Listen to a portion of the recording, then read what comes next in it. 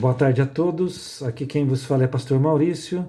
Eu sou pastor da Igreja Presbiteriana Independente de Itupeva. Eu estou passando aqui para compartilhar com você uma passagem que falou muito ao meu coração. Ela se encontra no livro de 1 Reis, capítulo 13, versos 18 e 19. Eu recomendo que você leia todo o capítulo 13 para se inteirar do contexto, da história em que está inserido esse texto. Diz-nos assim: tornou-lhe ele: também eu sou profeta como tu. E um anjo me falou por ordem do Senhor, dizendo: faze-o voltar contigo à tua casa, para que coma pão e beba água. Porém, mentiu-lhe. Então voltou ele e comeu pão em casa e bebeu água.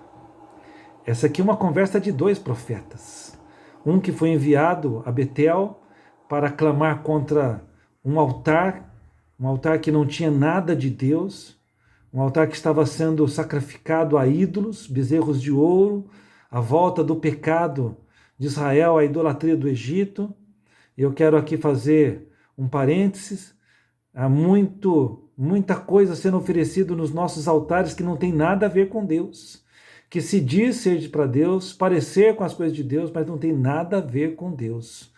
E esse profeta foi, e enquanto ele clamava contra o altar, que o altar se fenderia e derramaria cinzas que nele havia no chão, o rei Jeroboão, primeiro rei de Israel, das 10 tribos, estendeu a sua mão e ordenou: peguem este homem para que o matemos. E imediatamente a sua mão ficou seca, o seu braço ficou seco, e ele não conseguiu fazê-lo retornar a si. Enfim, o profeta cumpriu a sua missão. Eu não quero entrar em mais detalhes, você depois leia o texto. E aquele que o enviou, o Senhor, falou assim: olha, faça o que eu te disser e volte para a sua terra. Não coma pão, não beba água neste lugar. E o profeta, após cumprir a sua missão, voltou. Enquanto estava a caminho, um profeta da região, sabendo o que havia acontecido, correu ao seu encontro e pediu-lhe: vamos na minha casa comer pão e beber água. E aquele profeta que foi enviado pelo Senhor disse: não posso. Aquele que me enviou disse para que eu não comesse pão, não bebesse água, não ficasse nesse lugar, que eu retornasse à minha terra, e ali eu deveria comer e beber. Mas o velho profeta que foi ao encontro deste profeta disse: eu também sou um profeta do Senhor. E um anjo da parte de Deus veio a mim e disse: faça o meu servo voltar à tua casa para que coma e beba. Porém o texto diz que ele mentiu-lhe. Quão danosas são as consequências da mentira.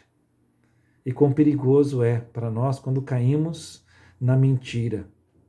Aquele profeta, enquanto ceava na casa do velho profeta, veio-lhe a palavra do Senhor dizendo: porquanto você não obedeceste à palavra do Senhor, você não será sepultado na sua terra e nem na sepultura dos seus pais. Ele se levantou, pegou sua jumenta, montou nela e foi. No meio do caminho ele foi atacado por um leão, que o matou. Mas o leão não o despedaçou, não o devorou.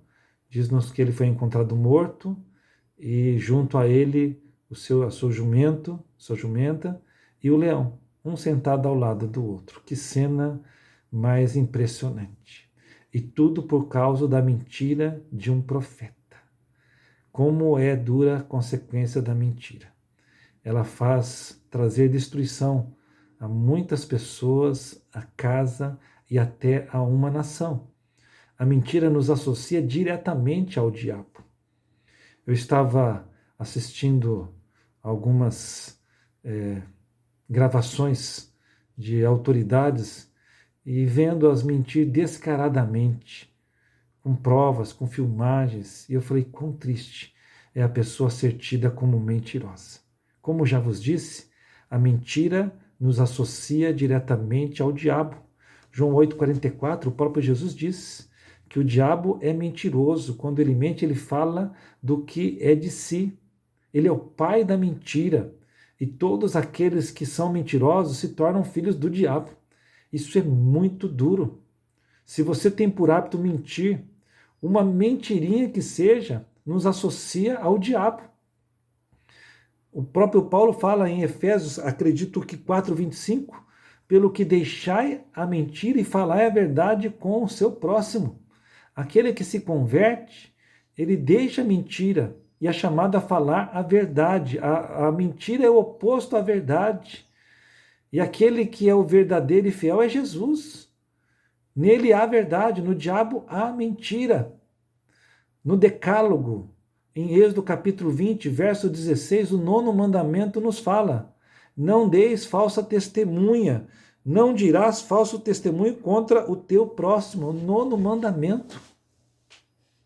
A mentira nos leva ao inferno, nos condena eternamente à segunda morte. A segunda morte é a condenação eterna para longe de Deus. Há um lago de fogo que arde com enxofre e fogo, lago de morte. Lá estarão os mentirosos. Apocalipse capítulo 20, verso 16.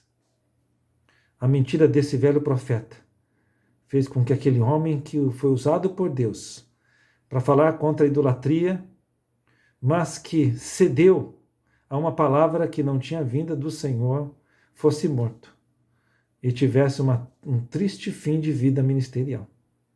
Quantos homens que nós reputamos por homens de bem, muitas vezes mentem. Que eu e você não sejamos tidos como filhos do diabo, pelo que falar é verdade e deixar é mentira. Que Deus nos abençoe e que tenha misericórdia de nós, do nosso país, de nossas vidas, e que se nós tivermos que falar alguma coisa, falemos a verdade, vivamos a verdade e nos movamos pela verdade. Um bom dia a todos, em nome de Jesus.